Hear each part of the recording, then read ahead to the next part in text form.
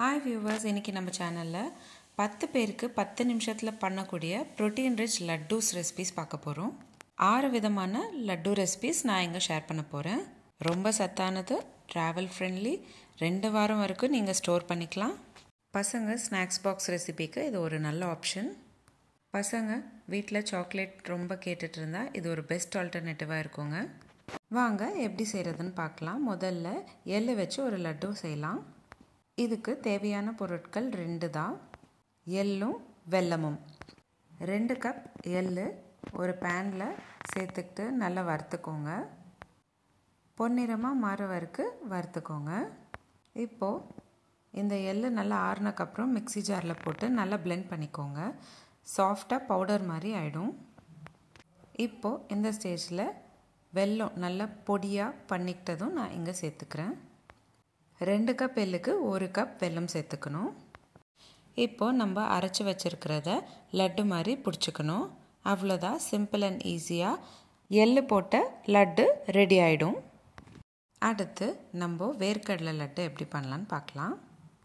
ஒரு மிக்ஸி ஜாரில் 1 பங்கு வேர்க்கடலை எடுத்தால் 1 பங்கு வெல்லம் சேர்த்து நல்லா அரைச்சிக்கோங்க. அரைச்சதை ஒரு பிளேட்டில் மாற்றிக்கிட்டு இதையும் லட்டு மாதிரி பிடிச்சிக்கிட்டோன்னா அவ்வளோதான், ரொம்ப சிம்பிள் அண்ட் ஈஸியான ப்ரோட்டீன் ரிச் வேர்க்கடலை லட்டு ரெடி ஆகிடுச்சு. இந்த ரெசிபி பசங்க நிஜமாகவே ரொம்ப விரும்பி சாப்பிடுவாங்கங்க. இந்த ரெசிபி ட்ரை பண்ணிவிட்டு எனக்கு கமெண்ட் பாக்ஸில் எப்படி இருந்ததுன்னு கமெண்ட் பண்ணுங்கள். அடுத்து நம்ம ட்ரை ஃப்ரூட் லட்டு எப்படி பண்ணலான்னு பார்க்கலாம். இதுக்கு நம்ம 1 கப் அளவுக்கு பேரிச்சப்பழம் கொட்டையெல்லாம் நீக்கிட்டு நல்லா பிசைஞ்சுக்கோங்க. நல்லா பிசைஞ்சு வச்சுருக்கிற பேரிச்சப்பழத்தில் நம்ம எல்லா ட்ரை ஃப்ரூட்ஸும் சேர்த்துக்கணும். நான் இன்றைக்கி 1/4 கப் அளவுக்கு பொடிசாக கட் பண்ண வால்நட், 1/4 கப் அளவுக்கு பொடிசாக கட் பண்ண பிஸ்தா, 1/4 கப் அளவுக்கு பொடிசாக கட் பண்ண முந்திரி பருப்பு, 1/4 கப் அளவுக்கு பொடிசாக கட் பண்ண பாதாம் எல்லாம் சேர்த்து நல்லா கலந்து விட்டுட்டு உருண்டை பிடிச்சிக்கிட்டேங்க. அவ்வளோதான், ஈஸியான ட்ரை ஃப்ரூட் லட்டும் ரெடி ஆயிடுச்சு. அடுத்து நம்ம உளுந்து லட்டு எப்படி பண்ணுறதுன்னு பார்க்கலாம். முதல்ல ஒரு பாத்திரத்தில் 50 கிராம் போல் நெய் சேர்த்துக்கிட்டு நல்லா காஞ்சக்கப்புறம் பொடிசாக கட் பண்ணி வச்சுருக்கிற நட்ஸ் சேர்த்துக்கணும். நான் இன்றைக்கி பாதாம் முந்திரி பொடிசாக கட் பண்ணிக்கிட்டதை நான் சேர்த்துக்கிட்டேன். அடுத்து இன்னொரு பேனில் நம்ம உளுந்து வறுத்துக்கணும். 1 கப் அளவுக்கு உளுந்து நல்லா பொன்னிறமாக மாற வரைக்கும் நல்லா வறுத்துக்கணும். 5 நிமிஷம் போல் ஆகுங்க வறுத்துக்கிறதுக்கு. இப்போ பார்த்திங்கன்னா லைட்டாக கொஞ்சமாக கலர் மாறி இருக்கு. இன்னும் ஒரு 2 நிமிஷம் போல் நல்லா பொன்னிறமாக மாற வரைக்கும் வறுத்துக்கோங்க.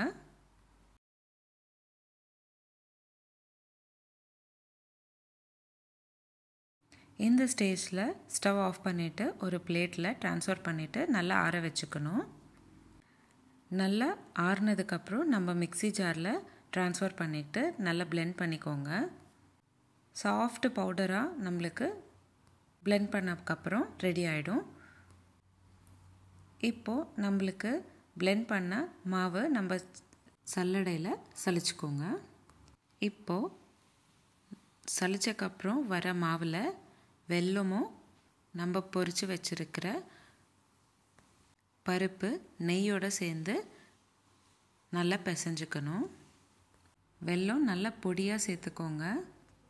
வெல்லம் கட்டியாக இல்லாமல் பார்த்துக்கோங்க.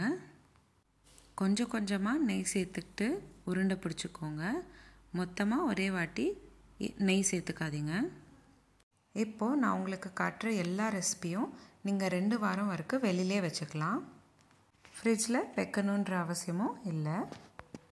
உளுந்து மாவில் வெல்லம், நெய், பருப்பு எல்லாம் நல்லா சேர்த்துக்கிட்டு உருண்டை பிடிச்சிங்கன்னா உளுந்து லட்டு ரெடி ஆகிடும்.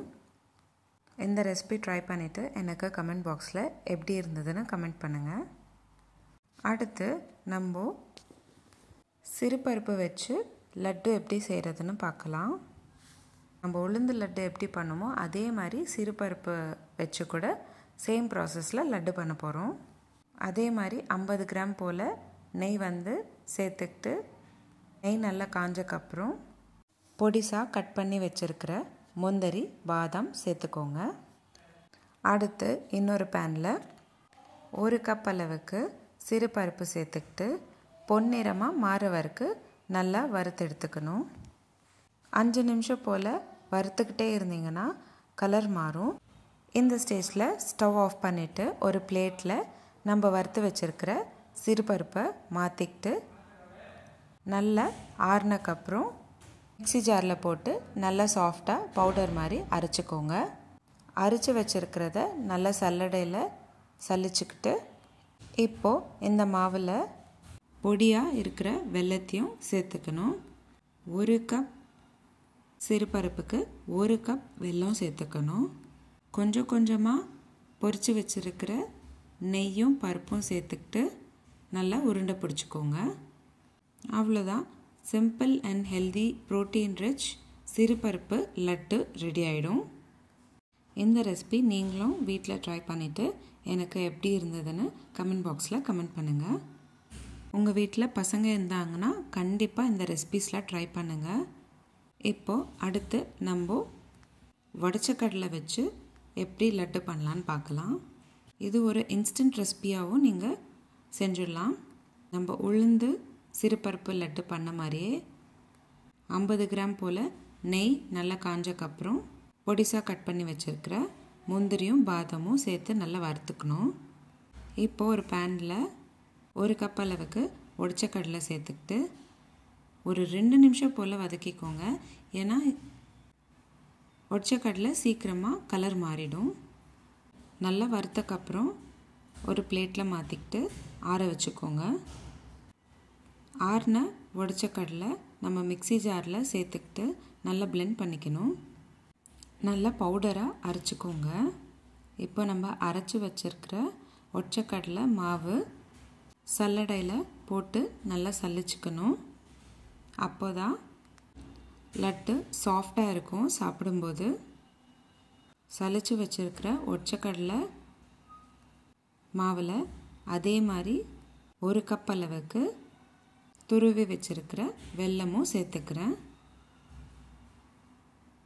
கொஞ்சம் கொஞ்சமாக நெய்யும் எடுத்து வச்சுருக்கிற பருப்பும் சேர்த்துக்கிட்டு எல்லாமே சேர்ந்து நல்லா பிசைஞ்சிட்டு உருண்டை பிடிச்சிங்கன்னா உடச்சக்கடலை லட்டு ரெடி ஆகிடும்.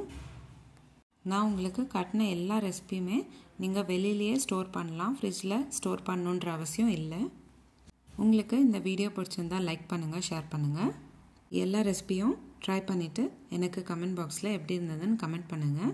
இதே மாதிரி டெய்லி ஒரு ரெசிபி பார்க்குறதுக்கு என்னோடய சேனல் சப்ஸ்கிரைப் பண்ணிக்கோங்க. மீண்டும் சந்திப்போம் ஒரு அழகான ரெசிபி. தேங்க்யூ.